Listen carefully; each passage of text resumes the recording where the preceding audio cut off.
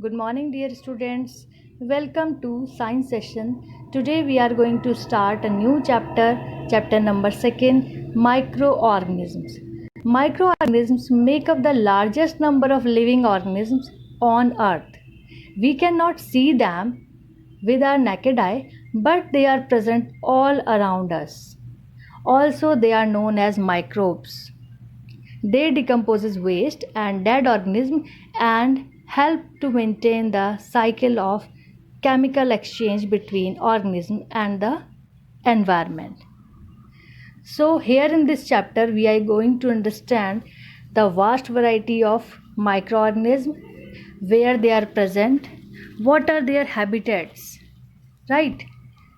So these are different type of microorganisms present in our world. They have different shape, color, and have different habitats.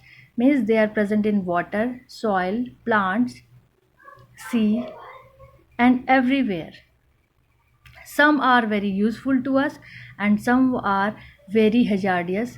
They spread different type of diseases. So we see the general characteristics of microorganisms.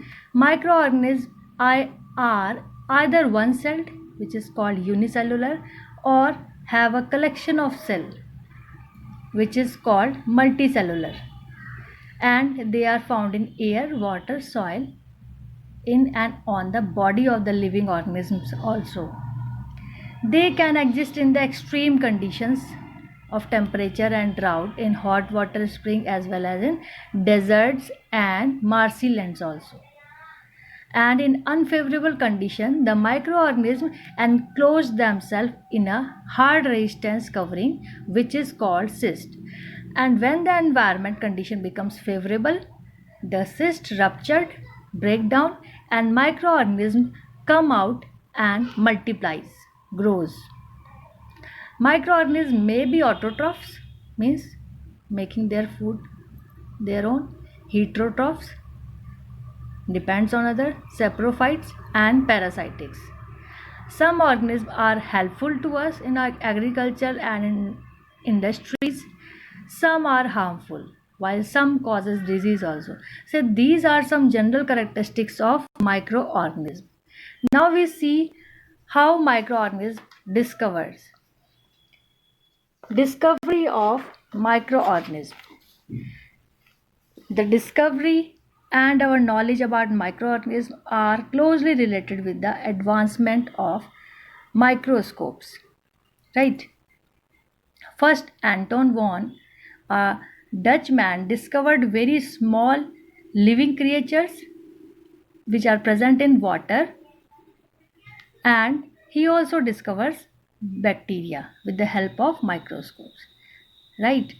After that, Louis Pasteur discovers microorganisms present in air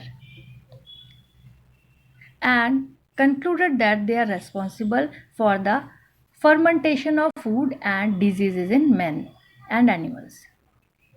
And he also gave the famous germ theory of diseases. After that, Robert Koch designed several techniques of handling bacteria. So in this way, slowly discovery of microorganisms will be advanced. After the development of electron microscope helped the detailed study of the microorganism. Now we see the habitats of microorganism. Habitat means the living and developing place of microorganisms, where the microorganisms develop and grow or live is called the habitat. So we see that microorganisms are found everywhere in all type of environment. They are found in air, they are found in soil, whether it is of different types, marshy, desert, and water including hot spring, salty water, sea water, and ice cold water on the pole.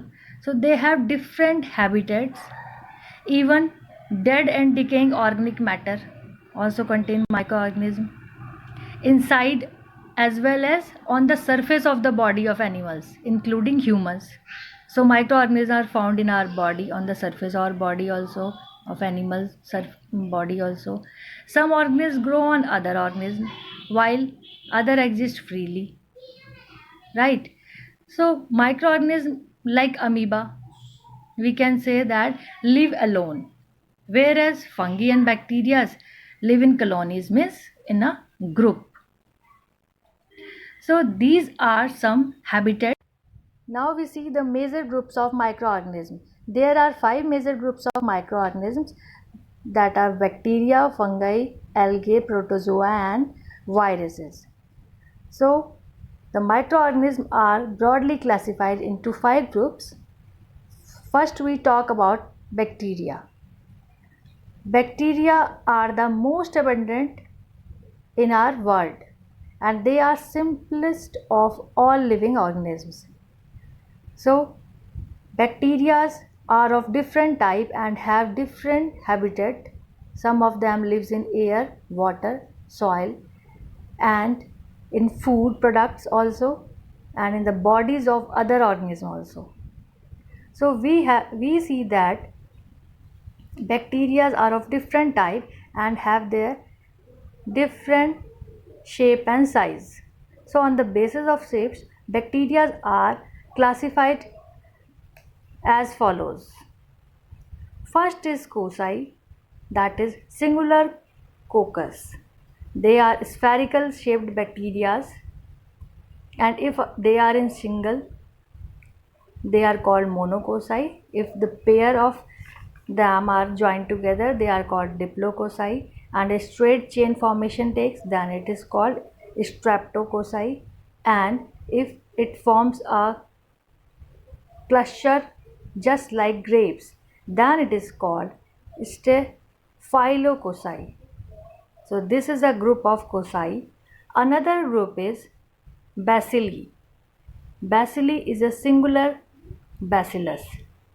So it is a rod shaped bacteria which is just like a small rod. Spore bearing bacillus, Bacillus tuberculosis and flagellated bacillus.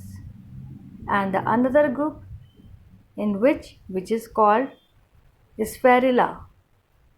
Spirilla, as its shape is just like spiral, so they are called spirilla. You can see in the picture how they are looking. And another is Vibrio. Vibrio means comma. Its shape is just like a comma. So these are the different shapes of bacteria. The size of bacteria varies from zero point 0.2 to 100 microns. 1 micron equals to 1000 of millimeter, and they survive in air, in water, in soil, in food products and in different bodies also.